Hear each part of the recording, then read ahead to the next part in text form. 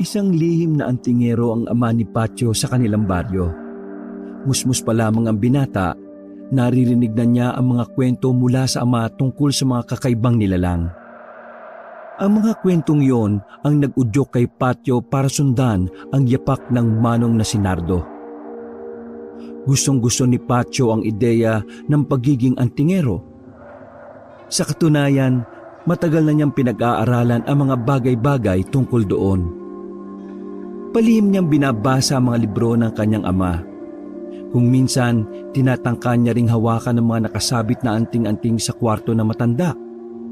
Pero madalas na hindi niya yon mahawakan dahil ang sabi ng kanyang ama, umaalma ang mga anting-anting kapag alam nilang hindi ikaw ang nagmamay-ari sa kanila. Naintindihan ni Patio yon dahil alam niyang parang may sariling buhay ang mga anting-anting. Yun ang mga bagay na pinagkakaloob sa iisang tao lamang. Wala nang ina si Patio. Namatay raw ang kanyang ina nang magkaroon niyo ng malalang sakit. Yun ang sabi sa kanya ng amang si Nardo.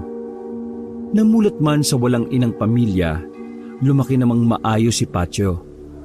Nag-aaral at nakikipagsabayan sa mga binatilyong may mga nanay. Patio, inalaw mo na naman ba yung gamit ko sa kwarto? Naabala ang paggawa ni Patio ng kanyang takdang aralin nang lapitan siya ng ama sa kanilang maliit na sala. Anong gamit, tay? Yung mga libro ko. Hindi mo naman magagalaw ang mga anting-anting dun eh. Inayos ko lang. Magulo po eh. Tusot mo, bulok. Sabihin mo na lang ang totoo. Hindi na ba kita pipigilan sa gusto mo eh? Kasi tay, matagal ko nang gustong maging antingero eh. Nahihiya lang ako magsabi sa inyo kasi hindi naman ako kasing galing ninyo. Lumapit ang kanyang ama. Tinabihan siya nito sa upuan at inakbayan. Anak, wala namang problema sa akin kung gusto mong sundan ang mga yapak ko. Pero ang mga anting-anting ay hindi pumipili ng mga among wala pa sa hustong edad. Huwag ka magmadali. 19 ka pa lang. Pag nakalagpas ka ng 21, pwede mo na silang hanapin. Bakit pa kasi may edad pa na basihan eh? Hindi ka maniniwala kapag sinabi ko sa iyo na ang mga batang antingero madaling malinlang ng kasamaan. Kumakampi sila sa masasama sa kaunting panguutulang sa kanila. Hindi naman po ako ganun eh. Hindi mo rin masasabi. Maraming kabataan noong araw ko ang nasilo sa kapangyarihan ng anting-anting. Ayun, naligaw ng landas. Bumuntong hininga na lamang si Patio. Alam niyang kaligtasan lang din niya ang iniisip ng ama. Habang naghihintay ng tamang panahon, mabuti pang ituon mo muna ang atensyon mo sa pag-aaral. Sayang naman ang scholar na ibinigay ng alkalde natin. Diba graduating ka na ngayong taon? Opo tay, matatapos na ako. Pero kasi medisina ang kinuha kong kurso eh.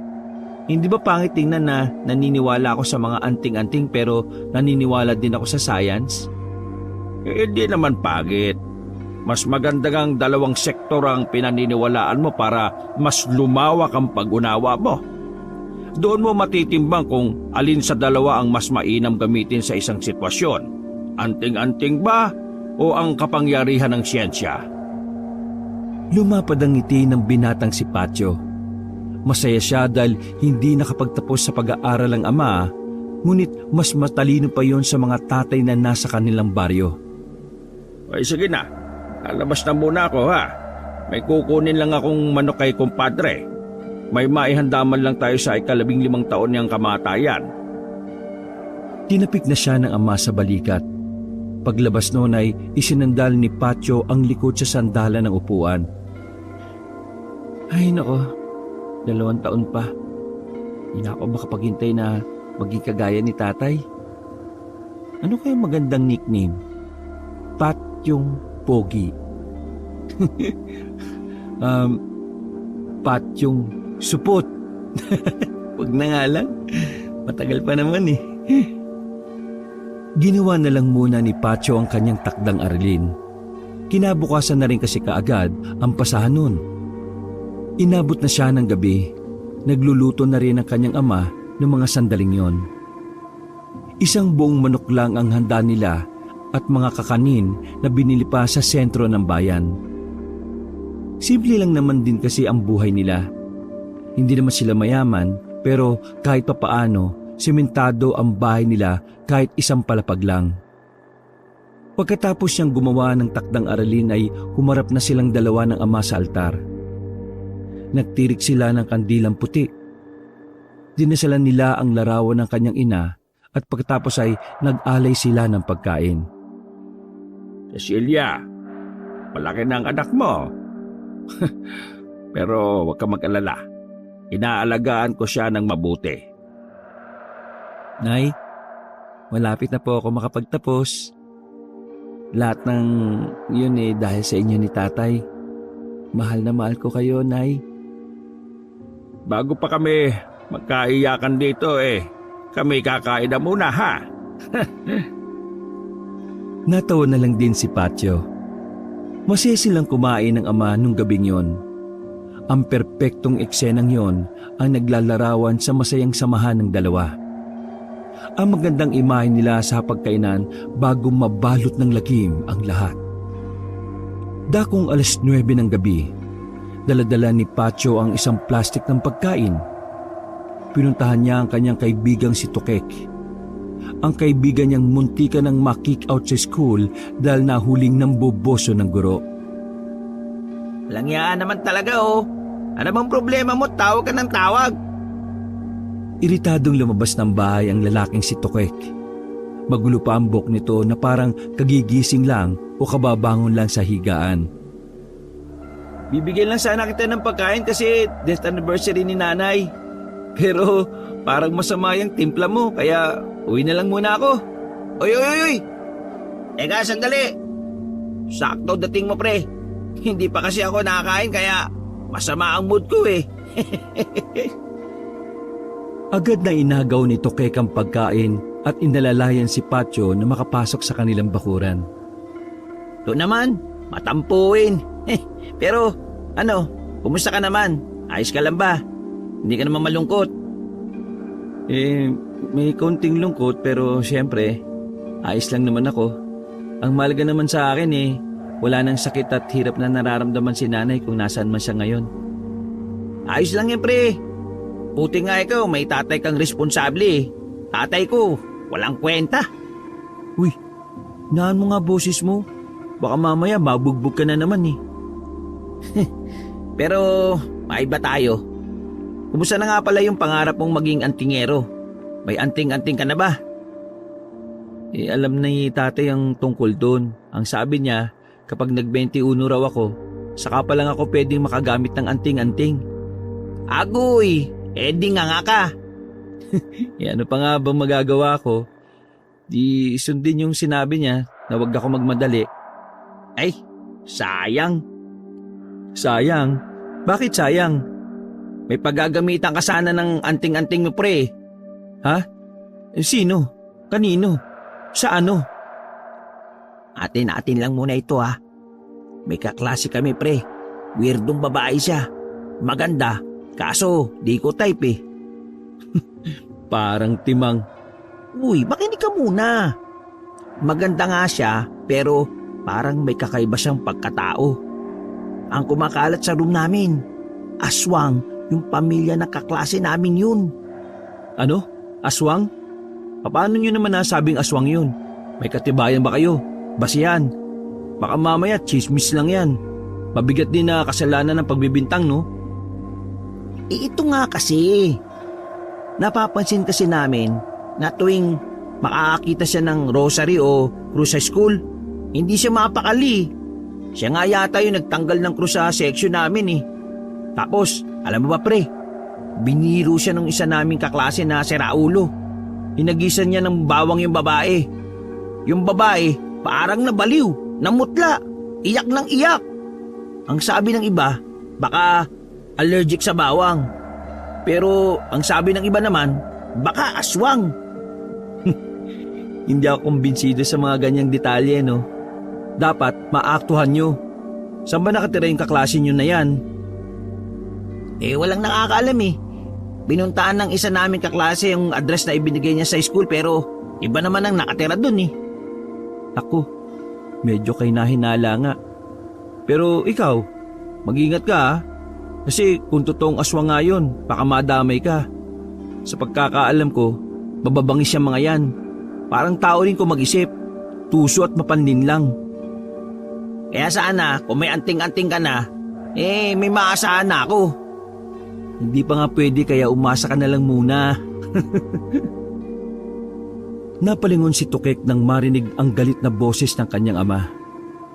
Uy, sige na pre, pasok na muna ako sa loob. Baka galit na naman yung batugan na yun. Nagmamadaling bumalik sa loob ng bahay ang binata. Si Pacho naman ay umuwi na lang din nung oras na yon. Kahit na papaano, nagkaroon ng espasyo sa utak niya ang mga sinabi ni Tukek. Aminado siyang interesado siya sa mga aswang. Sa dami na kasi ng nilalang na nakakalaban ng kanyang ama, aswang na lang ang hindi pa nababanggit ni Nardo kahit noong bata pa siya. Nagahasa ng itak ang kanyang ama na makauwi na siya sa kanila. Komportableng nakaupo naman si Nardo sa mahabang upuan habang seryoso sa ginagawa. Tinabihan niya ang ama at saka pasimpleng nagtanong. Tay, may aswang pa ba ngayon? Napatigil sa paghahasa ang manong at agad na nag-angat ng tingin kay Pacho. Bakit mo naman naitanong yan? Wala lang, kasi napansin ko lang mula nang bata pa ako, lagi mo lang nakukwento sa akin yung mga kapre, demonyo, multo, mangkukulam, mangbabarang, at kung ano-ano pang nilalang. Pero yung aswang, hindi ka nagbabanggit sa akin ng ganon. Sabihin mo nga tay, wala ka pa bang nakakalabang aswang? O hindi ka lang talaga nagkukwento sa akin ng ganon? Tumingin sa malayo ang manong at tinusok ang itak sa lupa. Ang totoo niyan may mga nakalaban akong aswang noon pero matagal na kasi silang wala eh. Kumbaga sa mga gamit, matagal na silang phase out. Ibig sabihin, malabong may aswang pa ngayon? Mismo. Ganun ba? Napaisip si Pacho na baka nagkakamali lang ng hinala si Tukek at ang ilan pa nilang kaklase. Dahil kung matagal nang wala ang mga aswang, malamang ay hindi rin aswang ang kaklase nila Tukek na babae. Bakit ba? Interesado ka rin ba sa kanila? Interesado naman ako sa lahat ng nilalang tay lalo na kung nakalaban mo na. Sa lahat ng nakalaban ko, sila ang pinakamahirap. Misa kasi, hindi mo malalaman kung tao ba sila o aswang Kahit ang pinakamagalingang antingero ng Luzon, nung araw nadali ng aswang. Naisip ko lang, mas maganda siguro kung dalawa na tayong antingero tay. Kung gusto mo talaga maging antingero, dapat handa ka na sa mga nakakatakot na nilalang Tulad ng alin tay? Katulad na lang ng mga demonyo sa gubat. Tumango-tango ang binata. May napansin namang siyang sugat ng ama sa bandang kaliwang braso. Nakabenda kasi yon. Alam niya na kapag may benda ang ama, otomatikong may sugat sa loob nun. Oh, saan niyo nakuha yung sugat na yan, tay? Eto. Sa pasyente ko sa Burgos. Sinapian ng kapre. Ayun, nakadampot ng kutsilyo. Nahagip ako Pero naplis lang. Malayo sa bituka. Ayos lang naman ako. Linisin ko, tay. Di na kailangan. Antingero ko, Pacho. Matagal na oras bago ko tuluyang masaktan. Tinuro pa ng kanyang ama ang mga anting-anting na nakasabit sa leeg nito. Bukod pa roon ang mga anting-anting na nakasabit sa loob ng silid ng ama. Natapos ang usapang yon pero pakiramdam ni Pacho ay meron talagang hindi sinasabi ang kanyang ama. Kilala niya si Nardo.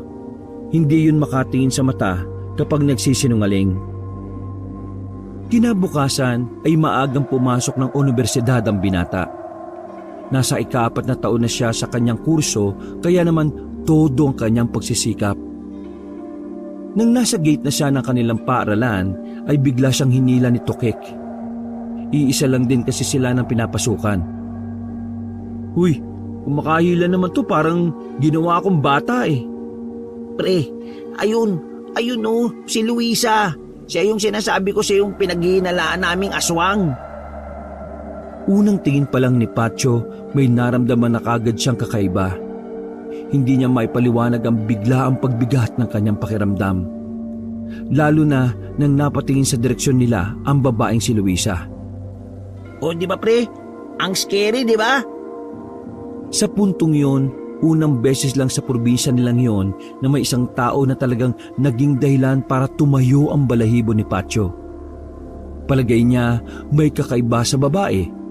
Pero hindi niya inisip na aswang yon dahil na rin sa sinabi ng kanyang ama. Ang sabi ni tatay matagal nang patay ang mga aswang. Wala na sila sa henerasyon natin. Ano? Hindi porke antingero papa mo eh. Uy, bibig mo nga. Alam mo namang lihim lang yung pagiging antingero niya eh. Buwang ka talaga.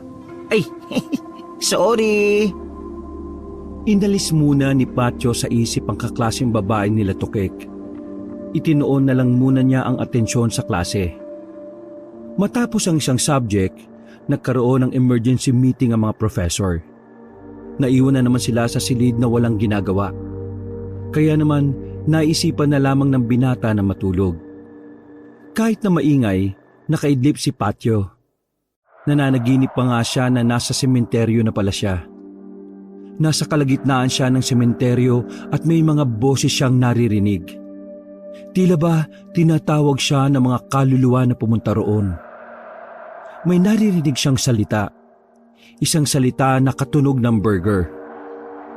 Nang magising siya, nasa gilid na niya si Tokek, may hawak na 2 burger habang ginigising siya.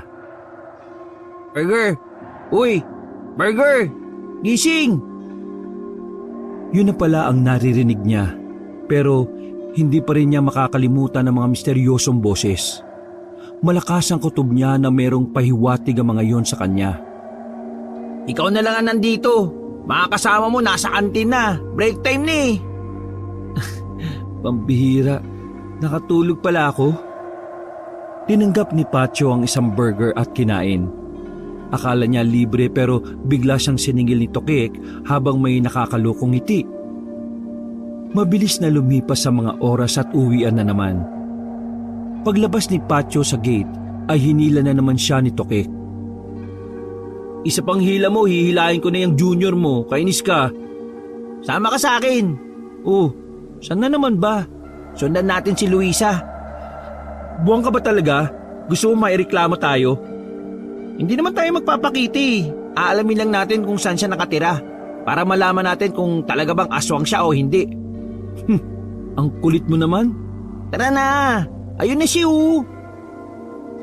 Wala nang nagawa si Patio ng pwersahan na siyang hilahin ng kaibigan. Sinakyan na lamang din niya ang trip nito. Sinundan nila ng palihim ang dalaga. Habang tumatagal, paunti ng paunti ang tao sa kalsada. Hanggang sa dumating na nga ang puntong sila na lamang ang naglalakad doon. Tignan mo, nakakatakot na sa daan na to. Matataas ang puno tapos yung magkabilang gilid gubat na kapag pinasok mo. Wala rin pose ng ilaw. Tapos walang ganong dumadaan. Kung iisipin mo, bakit siya dadaan dito? At parang ang lakas-lakas ng loob niya. Kasi aswang nga siya. Tukik, pre, naniniwala ako sa aswang, alam mo yan. Pero sabi nga ni tatay, matagal nang wala ng mga aswang. Paano nga kung yun lang ang akala niya? Paano nga kung mali ka rin? Wala namang mawawala. Mawawala tayo, buwang. Pwede tayong makulong sa ginagawa natin pagsunod sa babae na yan. Baka isipin yan, manyakis tayo. Naku ba, makisakay ka na lang. Huwag kang basag trip. Biglang lumingon sa likuran ng babaeng si Luisa. Dali-daling gumilid ang dalawa at nagtago sa halamanan. Mabilis ang tibok ng puso ng dalawa. Para silang aatakihin. Yan ang nga ba sinasabi ko Halos 1 minuto silang nagtatago doon. Nang magkaroon na ng lakas ng loob, ay sumilip na sila. Wala na ang babae sa kinaroroonan nito. Buong akala nila ay lumiko na ang babae sa kaliwang daan. Dali! Nasa kaliwa na yun! Naku naman talaga, mapapahamak tayo nito eh.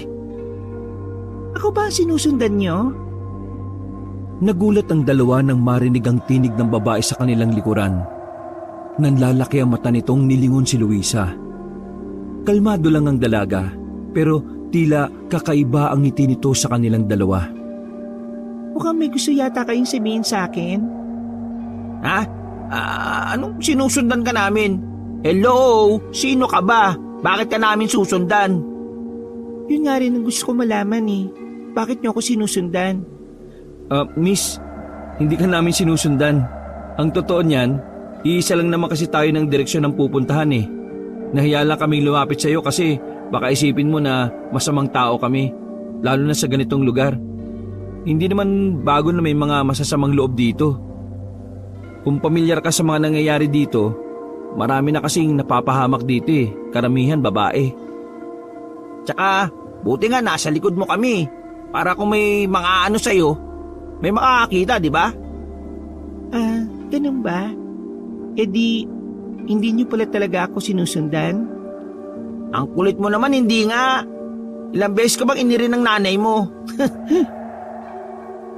Sige, umauna na kami kasi mukhang hindi ka komportable eh. Bye. Nagmadali ng maglakad ang dalawa kahit hindi nila alam kung saan ba talaga ang kanilang punta. Yung lakad nila ay para na rin silang tumatakbo. Nang makarating na sila sa sakayan ng mga mini-jeep, agad silang sumakay pabalik. Hindi rin naman kasi doon ang direksyon nila pauwi. Di ba? Sinabi ko naman sa'yo, hindi tao yung babaeng yon. Kita mo naman bigla na lang napunta sa likuran natin. Hindi nga gawain ng isang normal na tao yun. Pero hindi rin naman aswang yun. Ang sabi nga ni tatay, nako, puro kasabi ni tatay. Dibdiban ko yan si Tito eh. Aswang nga yun. Yang si tatay mo baka may hindi yan sinasabi Sandaling natahimik ang binatang si Patio.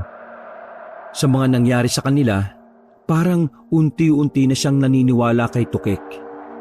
Pero may maliit pa rin na parte ng kanyang utak ang nagsasabing wala na rin talaga ang mga aswang. Nakauwi naman ng maayos ang magkaibigan. Halata ang pagiging tulala ni Patio nang nakaupo na siya sa hagdanan ng kanilang bahay sa tapat. Habang lumalgok ng kape, tumatakbo sa utak niya ang mga nangyayari. Ang babaeng si Luisa, ang kaisipan na baka nagsisinungaling sa kanya ang ama. Hoy, malalim yata iniisip mo Baka malunod ka. Hindi naman, tay.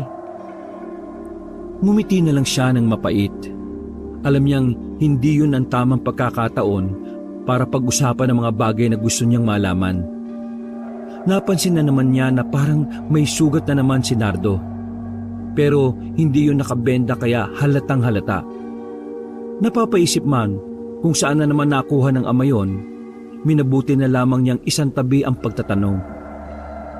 Masyadong magulo ang kanyang isipan sa mga pagkakataon na yon. Nang matulog si Patio ng oras na yon, wala rin naman kasi siyang takdang aralin na gagawin. Mahimbing na sana ang pagtulog ni Patio pero bigla na namang lumitaw ang eksena sa sementeryo.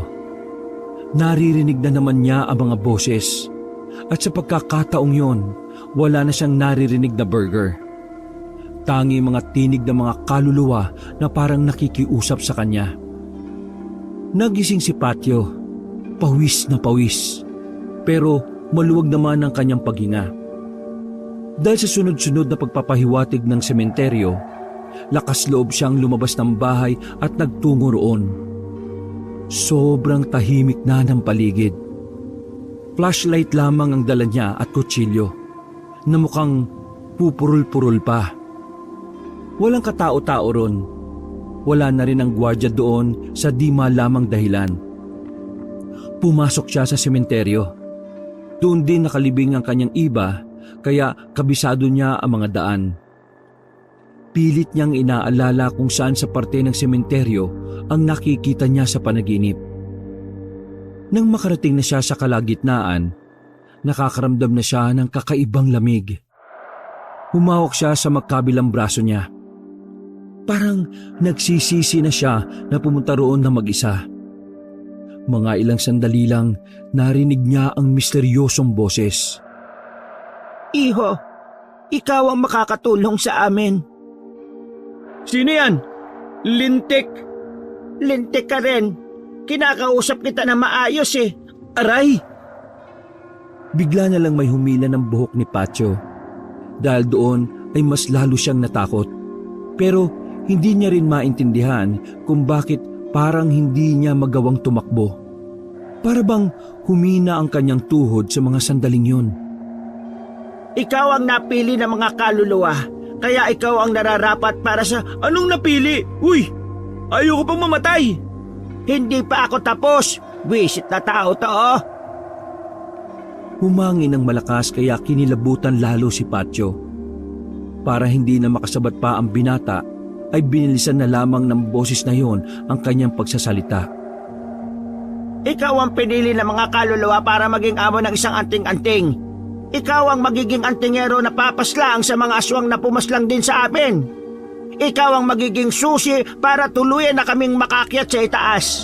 Ngayong gabi, tanggapin mo ang anting-anting na may basbas na mga kaluluwang hindi matahimik. Nagulat si Patio nang biglang bumukas ang isang nicho. Sa loob noon ay nagkaroon ng kaunting liwanag. Mas lalo siyang nawindang nang lumabas doon ang nakaigang kalansay na. Pusang gala! Anong nangyayari? Pangkayan ng isang namatay na antingero. Pumitas ka ng isang ipin sa kanya at ang iyong mapipitas ang magiging anting-anting mo na maaari mong magamit laban sa mga aswang. Sino ka ba? Bakit ka ba nag-uutos?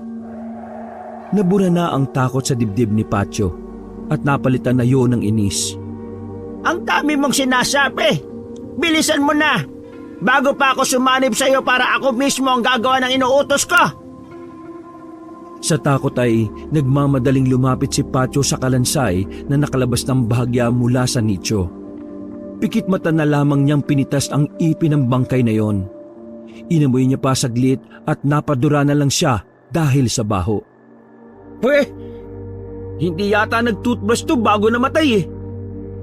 Ang ipin na yan ang magsisilbi mong anting-anting. Po? Totoo ba?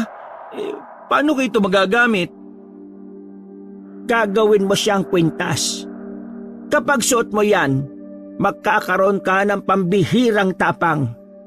Talas na kaisipan, bilis sa pagkilos at higit sa lahat, proteksyon sa sakit o karahasan na maaring gawin ng mga aswang. Pero bago yon, kailangan mo munang isagawa ang ritual. Bumalik ka sa mismong lugar na ito kapag bumuhos na ang unang ulan ng buwan na ito. Pabasbasan ka ng mga kaluluwang biniktima ng mga siraulong aswang na yan! Uy, sigaw ng sigaw to. Muling dumampi ang malamig na hangin sa balat ni Patio. Parang may kung anong yumakap sa kanya na kaluluwa. Iho, ikaw lang ang pag-asa namin para makaalis na kami rito. Nakikiusap ako sa iyo. Paslangin mo ang mga aswang. Ang kalayaan namin ay nakasalalay sa iyong mga kamay, bagong antingero. Matapos magsalita ng boses na yon, ay nawala na rin ang panlalamig ni Patio. Umaliwalas ang paligid. Nagsarado na rin ang nicho nang pumasok na ulit ang kalansay sa loob.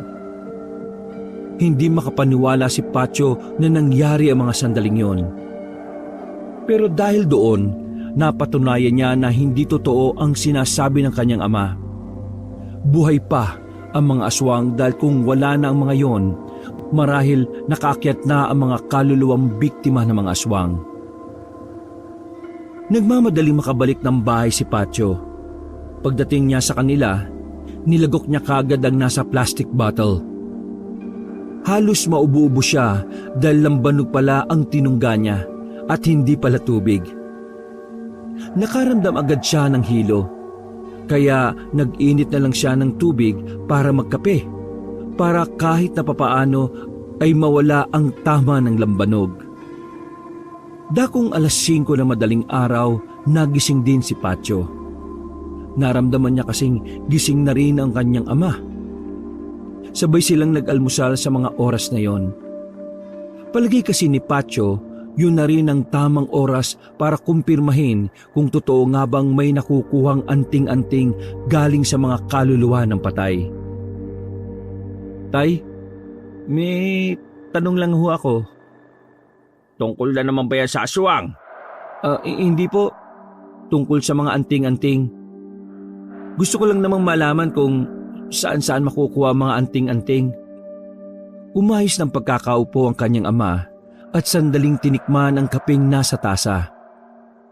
Maraming paraan pero dalawa lang ang sasabihin ko sa iyo na medyo mahirap. Una, maaari kang makagawa ng anting-anting sa pamamagitan ng dugo ng sanggol na namatay at hindi nabinyagan. Ito ang mahirap. Ang dugo na tinutukoy ko ay kukunin mo sa sanggol kapag siya ay nakalibing na. Ho? Di ba ang mga nakalibing wala ng mga dugo mga yan? Yun nga ang sinasabi kong mahirap. Kasi napaka-imposible na magkaroon pa ng dugo ang isang bangkay na nailibing na. Kaya nga tinatawag nila yung anting-anting ng himala. Malakas na ang anting-anting na yon dahil ang paniniwala nila may basbasyo ng Diyos ng kamatayan. Ano naman yung isa pa? Ang anting-anting na nakukuha naman mula sa kaluluwa sa sementeryo. Ang mga kaluluwang hindi matahimik na napatay ng mga hindi pangkaraniwang nilalang, nakakabuo sila ng anting-anting na mula sa parte ng katawan ng bangkay. Sinasabing mailap sa pagpili ang mga kaluluwa dahil nakasalalay ang kalayaan nila sa magiging tagumpay ng magiging amo ng anting-anting. Kapag ikaw ang napili nila, ibig sabihin ikaw talaga ang nararapat. Malakas din ang anting-anting na yon. Dahil ang paniniwala naming mga antingero, ang anting-anting na binigay nila ay may basbas mula sa kabilang buhay. Napapatango na lamang si Patyo sa mga sinabi ng kanyang ama. Dito na niya napatunayan na lehitimong anting-anting nga ang pinagkaloob sa kanya ng mga kaluluwa. Bakit? Gusto mo bang makuha yung dalawang yon? Umiling-iling si Patyo habang nakangiti. Siya nga pala tay, baka gabihin ako ng uwi mamaya . May kailangan lang akong asikasuhin tungkol sa isang project namin. Bakit? Bagsak ka ba? Paano naman ako babagsak matalino ako kagaya nyo. Mana ka sa akin syempre. Inakbayan na lamang ni Nardo si Patyo. Habang si Patyo naman ay palihim na hawak sa bulsa ang ngipin ng bangkay na tinuturing niyang kwintas. Nang sumapit na ang umaga, umalis na rin siya sa bahay para pumasok. Nakasabit na sa leeg niya ang kwintas na merong ngipin. Wala pa namang nararamdaman na kakaiba si Patyo. Kaya naman naging maganda ang takbo ng araw ng binata. Pansamantala niyang nakalimutan ang mga bagay na tungkol sa aswang.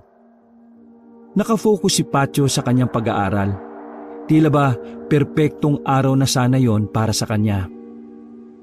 Alas 7 na ng gabi nung lumabas siya sa kanilang paaralan matapos ang meeting nilang magkakaklase. Habang naghihintay siya ng masasakyan sa tapat, natanong naman niya sa kabilang kalsada ang babaeng si Luisa. Nauna nang umuwi si Tokek nung oras na yon, kaya wala siyang dahilan para sundan ang babae. Pero sa hindi malamang dahilan, naramdaman ni Patyo na tila nanginginig ang suot niyang kwintas. Hinawakan niya yon at napaisip habang nakatingin din sa babae. Dahil ba ito sa presensya ni Luisa? Kung ganun, aswang talaga siya. Nang naibalik ng binata ang kanyang tingin sa kinaroroonan ng dalaga, ay wala na yun doon. Katakataka na nawala na lang yun ng bigla. Nagmamadali na lamang na makauwi si Patyo. Kahit nasuotan niya ang kwintas, nakakaramdam pa rin naman siya ng pangamba. Palagay ni Pacho ay hindi pa rin talaga gumagana ang suot niyang anting-anting. Yun ay dahil hindi pa nangyayari ang unang ulan ng buwan. Hindi pa siya ganap na anting-anting, pero nararamdaman ko na siya. Umarko ang ngiti ng binata. Nang makauwi, ay nakita niyang naghahanda na ang kanyang ama. Ang sabi kasi nito sa kanya, may pupuntahan na naman yung pasyente. Isang lalaki raw na pinaglalaruan ng demonyo. At tanging ang anting-anting lang daw ni Nardo ang makakatalo sa nilalang. Naniwala naman si Pacho sa sinabi ng ama dahil madalas namang umaalis ng alanganing oras ang manong. Tay, aalis ka na? Tumingin sa oras ang kanyang ama at tumiling. Mamaya pa, bakit? Wala lang. Gusto ko lang sabihin na mag-ingat kayo. Pagkatapos nilang kumain, bigla na lang umulan ng malakas. Naalala ni Pacho ang sinabi sa kanya ng misteryosong boses ng ginang. Nagmamadali siyang nagpaalam sa ama. Nagdahilan na lamang siya na maliligo sa ulan. Tumakbo si Pacho papunta sa sementeryo. Pinuntahan niya ang mismong lugar na pinagkunan niya ng anting-anting. Mga ilang sandali lang, kahit napakalakas ng ulan, ay klarong-klaro sa kanya ang tinig ng misteryosong boses. Nagbalik ka! Kailangan ko ang anting-anting. May nakita kong aswang eh. Sigurado ko na aswang talaga siya. Kaya sige na, tulungan niyo ako maging ganap na anting-anting na to. Natatay ka na ba? Huwag kang magmadali. Napatago sa likuran ng nichong binata nang biglang kumulog ng malakas. Sunod-sunod na kidlat din ang nangyari. Nakaramdam ng takot si Pacho dahil baka matamaan siya. Pero maya-maya lang ay narinig na niya ulit ang mga boses ng kaluluwa. Ilang sandali lang ay naramdaman niya ang kakaibang init sa kanyang kwintas. Parang napaso na rin ang balat niya kahit na basang-basa na ang kanyang katawan.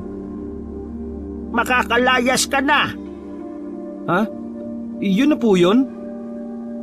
Biglang kumidlat ng malakas kaya napatakbo na lamang si Pacho paalis. Palabas na sana siya ng sementeryo nang makita niya ang amang si Nardo na kapapasok lang. May dalang parang espada ang kanyang ama. Iba ang aura ng manong noon ng mga sandaling yon. Kaya naman agad na nagtago si Pacho. Lihim niyang sinundan si Nardo. Walang kamalay-malay ang kanyang ama na nasa likuran siya. Hanggang sa makarating na sila sa kagubatan. Hindi alam ni Pacho ang lugar na yon. Yun ang unang pagkakataon na nakarating siya roon. Anong ginagawa rito ni tatay sa ganito kalakas na ulan? Isang malaking palaisipan para sa binata ang ginagawa ng kanyang ama. Sa forma pa ni Nardo ay parang meron itong kalaban. Kaya naman nakaramdam na ng hindi maganda si Pacho. Para sa kanya ay tama lang na nakasunod siya sa kanyang tatay. Mga ilang sandali pa, tumigil si Nardo sa kalagitnaan ng gubat. Madilim sa lugar na yon, pero sa tulong ng anting-anting na suot ni Pacho, nagagawa niyang maaninagan ng bahagya ang paligid. Nagulat na lang si Pacho nang biglang may dumating na kung anong mabilis na nilalang. Kita niyang hinigupit ng kanyang ama ang nilalang na yon. Tinamaan ni Nardo ang hinihinala ni Pacho na aswang. Nang bumagsak ang aswang, pinagtatataga pa yon ni Nardo. Pero hindi pa pala roon nagtatapos ang lahat. May mga nagdatingan rin na 3 aswang. Na tulad nung una, mabilis ding kumilos yon. Dahil sa madilim na kinalalagyan nila, nahirapan si Nardo. Tinamaan ng mga kalmot ang manong hanggang sa mapaatras na ito. Pero lumalaban pa rin yon kahit na sobrang alanganin. Nang mapansin ni Pacho na maaaring ikamatay na ng kanyang ama ang sandaling yon, hindi na siya nagdalawang isip pa. Tumakbo siya palapit doon at dinampot ang nabitiwang espada ni Nardo. Tila ba may kung anong enerhiya ang dumaloy sa katawan ng binata. para din itong isang bihasa pagdating sa paghawak ng espada. Nagawa nitong tamaan ng 3 aswang kahit na madilim sa kinalalagyan nila.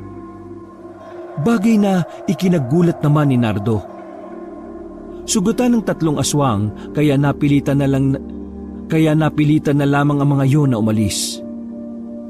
Biglang tumayo si Nardo at hinawakan ng anak sa braso. Patyo, paano mo nagawa yon? Umilaw ng bagya ang suot-suot ni Patyo na anting-anting. Dahil doon, naintindihan na kagad ni Nardo ang nangyari. Hindi ito makapaniwala na nakuha ni Patyo ang isa sa mga makapangyarihang anting-anting. Kaya ka pala nagtatanong sa akin Pero bakit hindi mo sinabi sa akin na nasa iyo na ang anting-anting na yan? Bago sagutin ni Patyo ang tanong na yon, ay mabilis na silang umalis. Naganap sila ng masisilungan. May mga sugat ka, Tay? Ayos lang ako. Hindi naman ito malalim Ngayon, sabihin mo sa akin, kailan mo pa nakuha yan?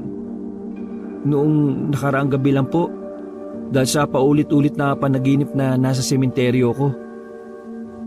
Pumunta ako ron. Nakarinig ako ng mga boses. Para nila akong tinatawag Hanggang sa pinagkalooban na nila ako ng ipin ng isang bangkay. Ang sabi sa akin ng misteryosong boses ng babae, bumalik ako kapag sumapit ang unang ulan ng buwan. Para daw yun mabasbasan at maging ganap ng anting-anting. At ito na nga ako ngayon. Suot ko na ito at hindi ko akalain, Tay, na ganito pala kaganda ang anting-anting na ito. Hindi ko rin nakalain na pipiliin ka nila kahit wala ka pa sa hustong gulang. Tay, sabi ng mga kaluluwa, pinatay sila ng mga aswang Taliwas yun sa sinasabi mong wala ng aswang sa henerasyon na ito. At yung nangyari kanina, hindi ba aswang yun? Kaya sabi mo na sa akin, Tay, bakit ka kailangan magsinungaling? Huminga ng malalim ang Manong. Kahit nakatagilid ay ramdam ni Patyo na malungkot ang mukha ng kanyang ama. Dahil ayaw kong malaman mo na araw-araw na nasa panganib ang buhay ko. Hindi totoong dumadayo ako para manggamot. Hindi naman ako albularyo. Ang trabaho ko, puksain ng mga masasamang elemento. Natakot ako na baka kapag nalaman mo kung ano ang mga nakakalaban ko, ay ilagay mo rin ang sarili mo sa kung saan ako naroroon. Hindi ko kakayanin kapag nawala ka. Pero Tay, antingero na rin ako. Pinili ako ng mga kaluluwa para kalabanin ng mga aswang na yun. Kaya sana, hayaan mo akong samahan ka sa laban na to. Nag-aaral ka. Gusto ko na ituod mo ang atensyon mo sa pag-aaral. Kaya ko naman pagsabihin, Tay Isa pa, malakas ang kutob ko na kailangan nila ako para makalis na sila sa sementeryong yun. Kailangan ko mapatay ang mga aswang na pumatay sa kanila. Pakiramdam ko, yun ang pinaka-mission ko, Tay Pero Patyo, nangako ko sa iyong ina na hindi mo sasapitin ang sinapit niya. Anong ibig niyong sabihin, Tay? Siguro, ito na ang tamang panahon para malaman mo ang tunay na nangyari sa nanay mo. Hinawakan ni Nardo ang anak sa balikat. Patyo, anak, hindi totoong namatay ang nanay mo dahil sa sakit. Namatay siya noon nang sumalakay ang mga aswang. Wala ko sa tabi niya noon. Inabutan ko na lang siyang duguan. Sinabi niya sa akin na huwag kong ipalam sa iyo ang nangyari. Dahil alam niya na mababalot lang sa galit ang puso mo habang lumalaki ka. Tumulo ang luha ni Patyo ng mga sandaling yon. Sa kabilang banda, nabuhay ang matinding galit niya para sa mga aswang. Buong buhay niya, naniwala siyang mapayapang pumanaw ang kanyang ina. Pero sobrang layo pala ng iniisip niya sa totoong nangyari. Patawarin mo ako kung inilihim ko yon sa iyo. Yun ang huli niyang habilin sa akin. Tay, hayaan niyo akong sumama sa laban niyo. Gusto kong tumulong para makuha ni inay ang hustisya na para sa kanya. Pero anak, laban ko ito. Tay, laban ko rin to. Isa rin ako sa mga nagmahal kay nanay. Kaya karapatan ko makapag-ambag para makuha ang hustisya na para sa kanya. Hindi naman kita mapipigilan dahil may anting-anting ka na. Ihingi niyo na lang ako ng tawad kay inay dahil susuwiin ko ang habilin niya. Pero sa ngayon, magkasama na tayong lalaban, Tay. Hindi pwedeng mag-isa ka lang. Patyo, tandaan mo, mapanganib ang landas na tinatahak ko. Alam ko yun, Tay. Pero pakiramdam ko talaga, ito rin ang kapalaran na nakalaan para sa akin. Tay, may alam akong dapat nating atupagin. Dapat atupagin? Ano yon? Nagmamadali na silang makabalik sa kanilang bahay. Ginamot na muna ni Patyo ang mangilang-ngilang sugat ng kanyang ama. Sa gabing yon ay nagkasundo na ang dalawa. Pero nanatiling lihim pa rin ang pagiging antingero nila. Kinabukasan ng umaga, maagang nakarating si Patyo at Tukek sa kanilang paaralan. Exam week kasi nila nung araw na yon. At isa pa, inagahan talaga nila dahil maulan. Habang naglalakad sa pasilyo ng kanilang eskwelahan, natanaw ni Patyo ang dalagang si Luisa. Papasalubong yon sa kanila. Si Tukek naman ay agad na napakapit sa kanya. Para bang natatakot ito sa babae.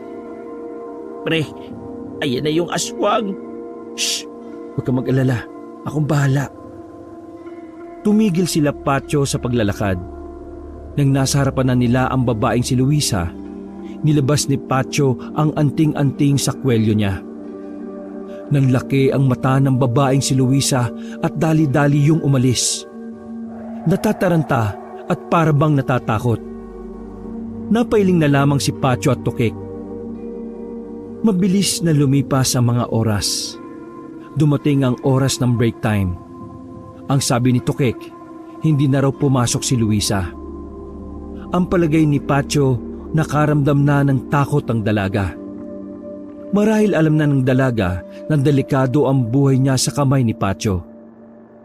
Nang mag-uwian na, nasa gate na si Patyo habang hinihintay ang kaibigan na si Tukek. Maya-maya lang ay tumatakbo na rin yun palabas. Pre, alam ko na kung nasa nakatira si Luisa. Sinabi na sa akin nung dating nanliligaw sa kanya na kaklase rin namin. Saan? Gusto ko malaman. Tara, sasamahan kita ngayon, dali. Sabi mo na lang sa akin, kasama ko si tatay. Bakit? Tutugisin niyo na ba sila? Oo. Isasama ako. Wala kang gagawin doon, baka mapahama ka pa. Hindi ko ituturo sa inyo kung hindi niyo ako isasama. Ay nakaw, sira ulo. O sige na, ituro mo na sa amin ni tatay para kami nang bahalang umalma kung aswang ba talaga siya o hindi. Tuwang-tuwa ang lalaking si Tukek. Pag-uwi ni Patyo ay isinama na niya si Tukek sa kanilang bahay. Nakahanda na rin si Nardo noong mga sandaling yon. Tumila na ang ulan nang lumakad na sila. Handang-handa na si Patyo sa maaaring mangyari. Habang si Tukek naman ay parang batang nasasabik pa. Sigurado kang tama yung address na nakalap mo, ha? Nakasakay na silang tatlo noon sa tricycle. Oo, sigurado ko. Makinig ka sa akin. Wala kang ibang gagawin kundi ang manahimik at magtago, ha? Kaming dalawa ni tatay ang lalaban. Isang oras ang kanilang biyahe. Nakarating na rin sila sa lugar na parabang hindi pipiliing tirhan ng kahit na sino. Unang tingin pa lang nila, batid na nilang walang maayos na address ang mga nandun. Tanging ang arko lang sa bukana ng lugar ang naging palatandaan. Ayun oh, Plaridel yung nakalagay sa arko. Yan lang naman yung sinabi sa akin ng nanliligaw kay Luisa eh. Ibig sabihin, tayo pa ang maghahanap ng bahay nila Luisa? Parang ganun na nga. Isus, pambihira ka naman oh. Bumuntong hininga na lamang si Patyo, pero wala naman siyang magagawa kung yun lang talaga ang alam ni Tukek. Pumasok sila sa loob ng lugar na yon. Halos 5 minuto na silang naglalakad. Pero wala pa silang nakikitang bahay kahit na isa. Puro halaman at puno lamang ang nasa paligid. Maging si Patyo ay nakakaramdam na rin ng bigat. habang si Tokek naman ay kulang na lang pumasok na sa loob ng bulsa ni Patio. Takot na takot yon. Parang nagsisisi na yon na sumama pa siya sa mag-ama. Tiningnan ni Patio ang kanyang ama. Kalmado lamang si Nardo. Halatang sanay na ang manong sa mga ganoong sitwasyon. Naisip tuloy ni Patio na baka maraming beses nang nakarating ang kanyang ama sa mga nakakatakot na lugar. Tokek, lumikod ka lang ha. Huwag kang mauna. Baka mauna ka pang mamatay. Agad na sumunod si Tokek. Natawa na lang din si Patio sa sinabi ng ama. Pinagpatuloy pa nila ang paglalakad. Bagot na si Patio dahil kalahating oras na silang nasa daan. Pero wala man lang silang makitang buhay. Maya-maya lang, napatigil sila nang makakita ng mga bakas ng paa sa lupa. Sinundan nila ang mga bakas na yon hanggang sa lumiko na sila sa lihis na daan. Meron silang napasukan na parang iskinita. Masikip ang daan. Sumut-suot pa sila sa mga nagtumbahan na mga puno.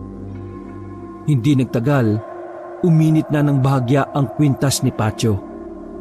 Sinyalis lamang yon na may aswang na nasa malapit sa kanila. Kaunting lakad pa nila ay natanaw na nila ang isang bahay. May liwanag sa loob. May tao din sa bakuran. Tay, ayan na yun. Nagpaparamdam na yung anting-anting ko. Kung ganun humanda ka na. Tokek, dito ka lang ha. Kahit na anong mangyari, wag kang aalis dito. Paano kung kapag patay na kayo? Hindi pa rin ako aalis. Sira ulo. Tungik ka talaga, Tokek. Malamang umalis ka na. Huminga ng malalim si Patio. Humawak siya sandali sa anting-anting niya. Inilabas na rin niya ang espadang manipis na pinahiram sa kanya ng ama. Mapapalaban tayo, kaya mag-ingat ka. Ikaw rin, Tay. Naglakad ang dalawa palapit sa naturang bahay. Nang nasa harapan na sila ng bakuran, napatingin ng mga naroon. Nagtataka. Nagkaroon ng pangamba sa kanilang muka nang makita ang hawak ng magamang antingero. Magandang gabi ho. May gusto lang ho kaming itanong. Nandito ba si Luisa? Isang uugod-ugod ng matandang babae ang lumapit sa kanila. Sa pagkakatansya ni Patio ay nasa edad 80 na yon. Kuba na kasi ang matanda at halos matutumba na kung wala lang itong dalang tungkod. Inang Luisa ang kailangan din niya. Hindi namin siya kilala. Si Luisa nag-aaral sa school namin. Kaklase siya ng kaibigan ko. May nakapagsabi sa amin na... Hindi na naituloy ni Patio ang kanyang sasabihin nang makitang lumabas ang dalagang si Luisa sa bahay. Oh, ayun pala si Luisa oh. Nabigla ang dalaga nang mamukaan si Patio. Takot na takot ang babae at nagtago pa sa likuran ng isang lalaki. Anong kailangan niya sa apo ka? May tatanong lang kami. Ang isasagot niya ay oo o hindi. Kapag oo, pwede siyang mapahamak. Pero kung hindi ang sagot niya, pwede rin siyang mapahamak. Kasi ang ibig sabihin lang nun, nagsisinungaling siya. Nagbago ang reaksyon ng matanda. Baka sa mukha nito ang namumuong galit. Nararamdaman na rin ni Patio na anumang oras ay magkakagulo na. Napatingin ang binata sa mga planggana na nakakalat sa bakuran. Kitang-kita niya ang katawan ng tao na pinaghati-hati ang naroon. Isang matibay na ebidensya na ang mga nakatira doon ay mga aswang.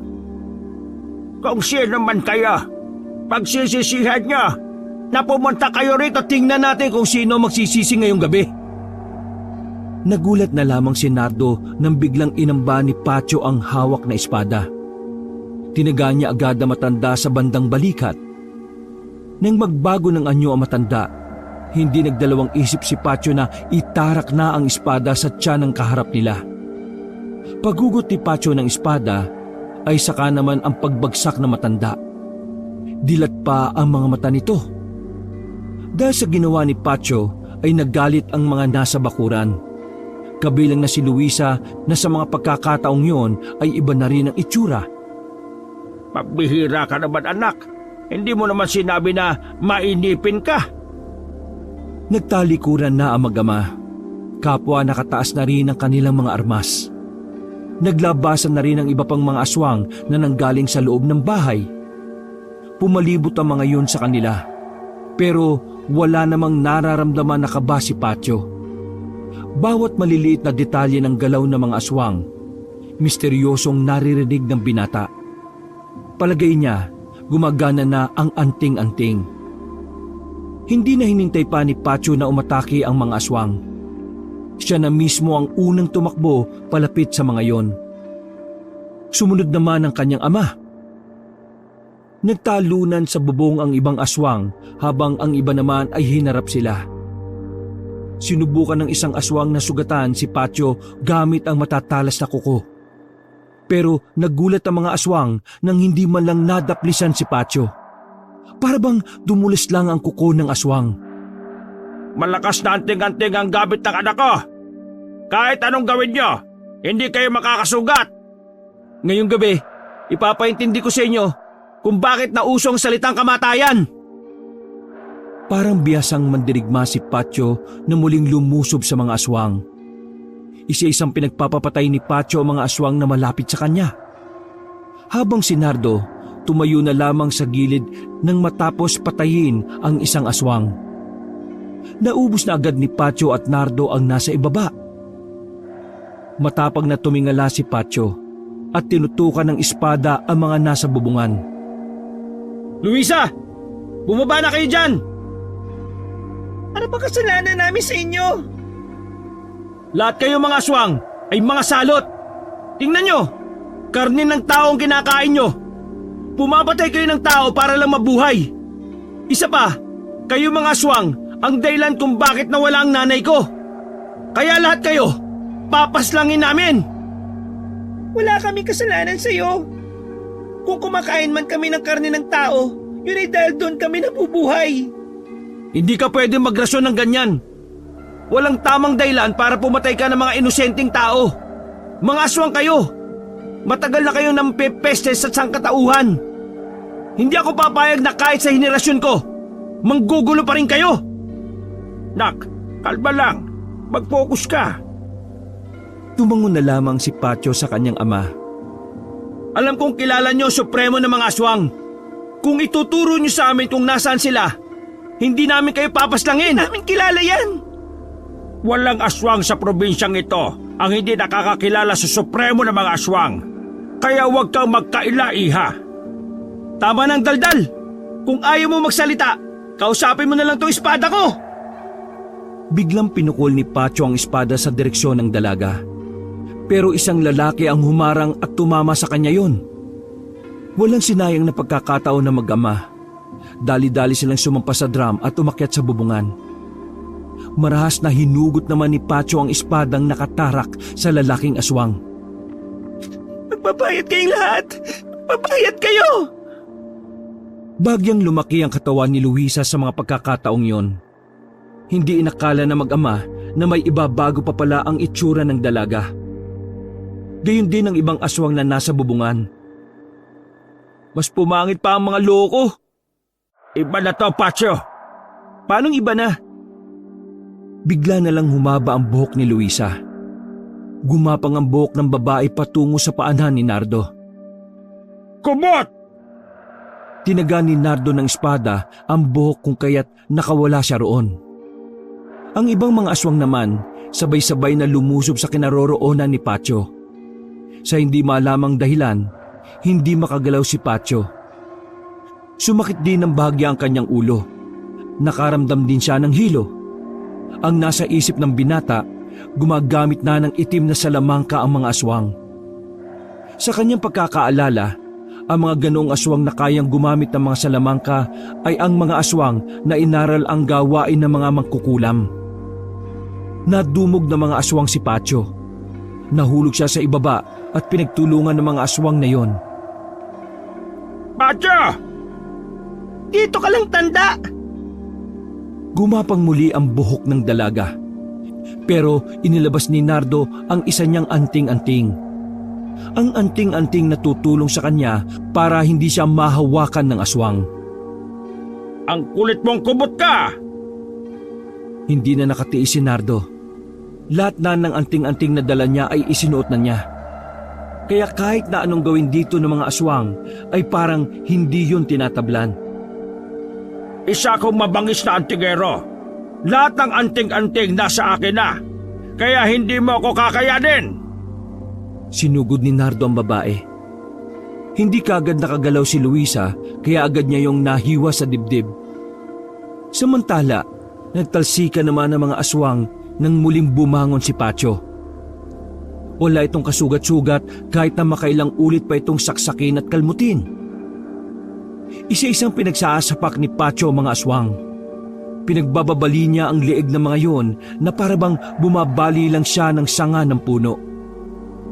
Pagkatapos, pinuntahan na rin ni Pacho ang kanyang ama. Naroon din si Luisa na nakahandusay, hindi makagalaw at hindi makatayo. Ngayon, iha, mabili ka. Sasabihin mo kung nasaan naglulungga ang supremo ninyo o mamamatay ka ngayon ng tuluyan. Kiusap! Wag! Nasaan ang supremo ng mga aswang? Sasabihin ko na, nasa bundok ng Mabaho, panorte. Dadaan kayo doon. Ang ika-4 na bundok. Sa baba nun, nandun ang baryo na pinamumunuan niya. Naroon ang lahat ng aswang. Madali ka naman palang kausap eh. O tara na, tay. Tumalikod ang dalawa. Naglakad na sila paalis pero bigla na lamang tumaas na naman ang buhok ng dalaga. Nasa akto nga atake ulit yon pero biglang pinukol ni Nardo ang espada. Tumusok ang espada sa ulo ng babae. Napailing na lamang si Nardo at Pacho. Ay nako, sayang tong babaeng ito. Kapalaran na talaga niya mamatay. Sayang, exam pa naman namin bukas. Naubos ng mag-ama ang mga tao na naroon. Pinasok pa nga nila ang loob ng bahay para siguraduhin na wala nang natira pang aswang. Ibinalik nila ang mga bangkay sa loob ng bahay sa kanila sinilaban. Si Supremo na ang isusunod natin, Dak. Ubusin natin ang lahat ng aswang, tay. Para sa lahat at para kay inay. Umalis ang dalawa sa bakura na yon. Pagbalik nila kay Tukek, humihilik na ang binata. Sinampal ni Pacho ang pisngi ng kaibigan para magising yon. Huy, aalis na tayo. Ha? Tapos na kayo? Napatanaw si Tukek sa bahay na lumilibas sa di kalayuan. Namangha ang binata. Tinapik pa nito sa balikat si Pacho. Ang galing talaga ni Mang Cardo. Wala ka sigurong ginawa, no? Buang, tumayo ka na dyan. Aalis na tayo. Nilinisan na rin nila ang lugar na yon. Magaan ang pakiramdam ni Pacho nang makabalik na sila sa kanilang bahay. Napapangiti pa siya habang nakahawak at nakatingin sa kanyang anting-anting. Hindi siya makapaniwala na darating ang araw na makakasama niya ang ama sa pakikipaglaban. Sobrang saya niya dahil sa wakas, masasabi na rin niya sa sarili na isa na siyang antingero gaya ng kanyang ama. Pero nakuha man nila ang unang panalo, hindi siya maaaring maging kampante. Dahil base kay Nardo, hindi basta-basta aswang ang supremo. Gagawin niya ang lahat para mapatay ang aswang na siya rin pumaslang sa kanyang ina. Pre, mauna muna ako ha. Silip lang ako sa bahay. Alam mo na, baka malintikan na naman ako ni tatay. Tsaka mag-ano ako, magre-review. Reviewin mo mukha mo. Hindi, galado na ako mag-review ngayon, pre. Wala na si Luis eh. Oh, ano naman kung wala na siya? Tangik, rank 8 kasi si Luisa sa section namin. Ako rank 9. Dahil wala na siya, ako na ang rank 8. O paano? Una na ako. O sige, maraming salamat pre. Dahil sa labis na pagod ay nakatulog kaagad ang binatang si Pacho. Umaga na nang magising si Pacho. Maraan siyang bumangon at pikit-pikit pang tumingin sa labas. Nakita niya ang ama na abala sa nilalaga nitong manok. Napangiti si Pacho at dali-daling pinuntahan ng kanyang ama. Oh, mabuti naman at nagising ka na. Eto, nilalaga ko na yung manok. Uulamin natin ito mamayang tanghali. Tay, kung di ka pala nanggagamot, saan pala natin kinukuha yung pambili ng mga pagkain? Nak, nakalimutan mo na ba? Marunong akong dumiskarte. Matagal na akong nagtatrabaho sa factory. Kapag nasa school ka, saka ako pumapasok. Teka, di ba may exam kayo? Tanghali pa ang pasok ko, Tay. Nag-iiba-iba kasi ang oras ng pasok namin depende sa subject ng exam eh. Akala ko hindi ka na nakakapasok eh. Habang pinagmamasdan ni Pacho ang kanyang ama, lihim niyang hiniling na sana hindi na mawala sa kanya ang ama. Na sana habang buhay na silang magkasama. At higit sa lahat, hiniling niya na sana ay palagi lang silang masaya. Sumapit ang tanghali. Naganda na rin si Pacho para sa kanyang pagpasok. Naluto na rin ang ulam na manok. Sabay nilang pinagsaluhan ng ama ang pagkain. Punong-puno ng saya ang sandaling yon. Pakaramdam nga ni Pacho ay may kakaiba sa oras na yon dahil parang napaka-perpekto ng lahat. Na parang wala silang iniisip na panganib na sobrang saya nilang nag-uusap. O paano, Tay? Mauna na ako ha. Mauna ka na. Nako, bata ka pa. Natawa na lamang si Pacho sa birong yon ng kanyang ama. Umapir pa siya kay Nardo bago siya umalis. Paglabas ng bakuran, kumaway naman ang manong na si Nardo. Nakaguhit ang malapad ng ngiti sa mukha nito. Masigla si Pacho na naglalakad patungo sa sakayan ng mini jeep. Marami siyang nakakasalubong noong tanghaling yon. Sa kanyang paglalakad, isang matandang lalaki ang kumausap sa kanya. Maayos ang itsura ng matanda. Unang tingin pa lang, masasabi na agad ni Pacho na may kaya sa buhay ang matanda. Puti ang buhok ng matanda at ganun din ang bigote at balbas nito. Maayos ang suot na parang dadalo sa isang kasal. Ang tungkod naman nito ay kulay ginto. Sa palagay ni Pacho, nasa edad 80 na rin yon. Iho, maaari ba ako magtanong? Huminto ang binata at kinausap na maayos sa matanda. Pwede naman po. Ano po bang itatanong ninyo? Saan ba rito ang baryo ng Miguel? Nasa loob na po kayo ng baryo ng Miguel, Lolo. Ay, ganun ba? Meron kasi akong pupuntahan na kaibigan. Ang sabi lang sa akin malapit daw sa barangay hall ang bahay niya. Malapit na ba ako roon? Pumasok po kayo sa kantong yon. Diretso lang po at matatanaw niyo na kagad yung barangay. Ay, nako, maraming salamat, iho. Buti na lang at sinagot mo ko. Karamihan sa napagtatanungan ko di ako sinasagot Iniisip kasi nila na mayaman ako kaya iniiwasan ako. Diyos ko, may kaya lang naman ako sa buhay, pero hindi pa ako mayaman. Pero maraming salamat, iho ha. Ang swerte ng tatay mo dahil may anak siyang magalang at hindi suplado. Sana mas mahaba pa kayong magkasama ng tatay mo. Paano? Tutuloy na ako. Sandali, saan nga ulit? Sa pangalawang kanto po, pasok kayo. Tapos, diretso lang. Malapad ang ngiti ng matanda na magpaalam na yon sa kanya. Sandaling napailing si Pacho. Para kasing may naramdaman siyang hindi niya mapaliwanag. Agad niyang hinawakan ng kanyang anting-anting. Hindi naman yun umiinit.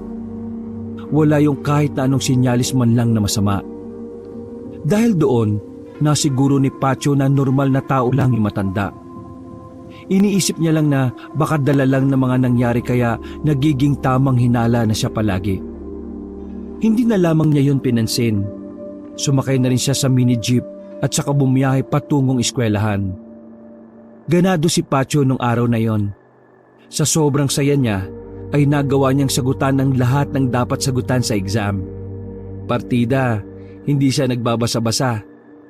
Malakas ang hinala ni Patio na dahil din sa anting-anting kaya parang nadagdagan ng kanyang katalinuhan. Mabilis na natapos ang kanilang exam. Gabi na nang makalabas ang binata sa kanilang paaralan. Sa hindi malamang dahilan, bigla na lamang kinabahan ng binata. Kaya sa halip na kakain pa sana siya sa malapit na lugawan, mas pinili na lamang niyang umuwi. Mabilis lang ang biyahe kaya nakarating siya kagad sa kanilang baryo. Habang naglalakad, palakas ng palakas ang kanyang kaba. Mas lalo pang binilisan ni Patio ang kanyang mga hakbang. Hindi kalaunan, nasa tapat na siya ng kanilang bahay. Pinagmasdan niya ng maigi ang bakuran. Wala namang kahinahinala doon. Nakaayos naman ang mga gamit sa labas. Maging ang lutuan nila ay walang nagulo. Pero hindi pa rin nawawala sa dibdib niya ang kaba. Kaya naman nagmamadali na siyang pumasok. Laking gulat ni Patio nang tumambad sa kanyang mga mata ang kanyang ama na duguan. Nakasandal sa kanilang dingding at may dugong lumalabas sa bibig. Parang gumuho ang mundo ni Patio sa mga sandaling yon. Tay, anong nangyari sa'yo? Sino may gawa nito sa'yo? Ang Supremo, anak. Pinuntahan niya ako. Malakas siya. Hindi tumatalab sa kanya ang lahat ng anting-anting na gamit ko. Iba na siya. Hindi na siya gaya ng dati na pangkaraniwang aswang lang. May lason na ang mga kuko niya, anak. Hindi na ako magtatagal. Wag ka magsalita ng ganyan, Tay. Dadali kita sa ospital. Anak, tumakas ka na. Hindi natin siya kaya. Ayaw kong mapahamak ka. Nakikiusap ako. Hindi! Pagbabayarin ko siya sa ginawa niya sa'yo! Hindi na ako magtatagal, anak. Tatandaan mo palagi na mahal kita. Masaya akong naging antingero ka. Masaya akong naging anak kita. Sobrang proud ako sa iyo, anak. Hanggang sa kabilang buhay, ikaw pa rin ang pipiliin kong maging anak.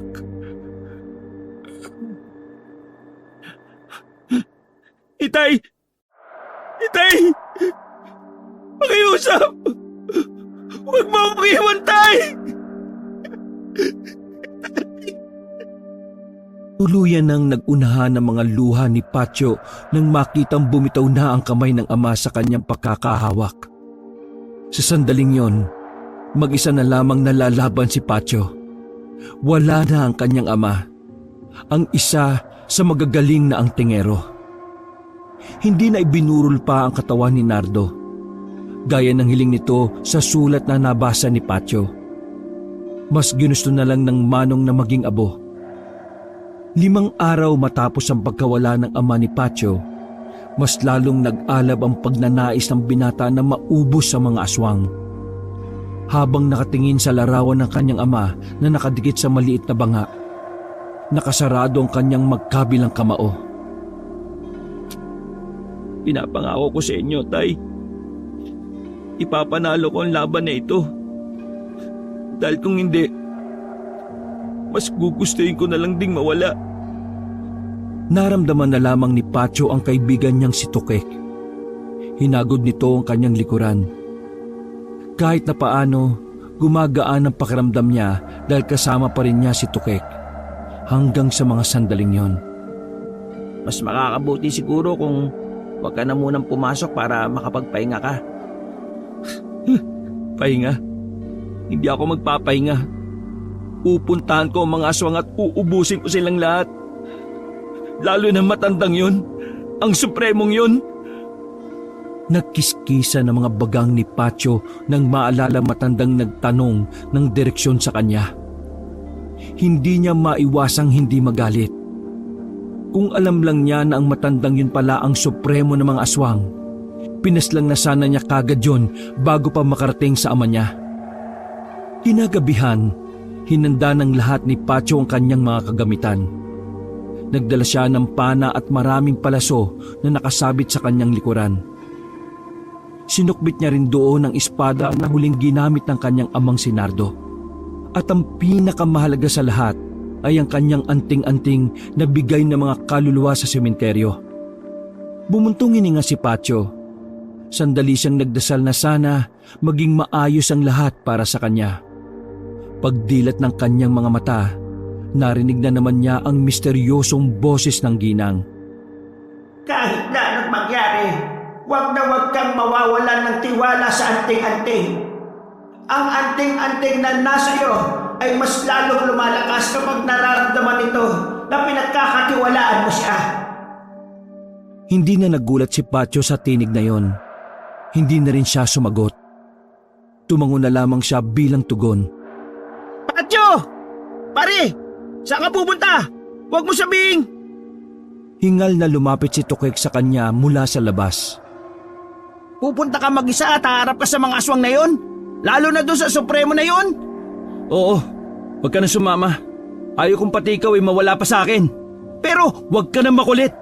Pakiusap, makinig ka na lang sa akin. Naglakad na si Pacho paalis. Hindi na rin naman sumunod sa kanya ang binatang si Tukek. Walang nararamdamang takot ang binata. Kahit na mag-isa lamang siya, damang-daman niya ang nag-uumapaw na tapang sa kanyang kalooban.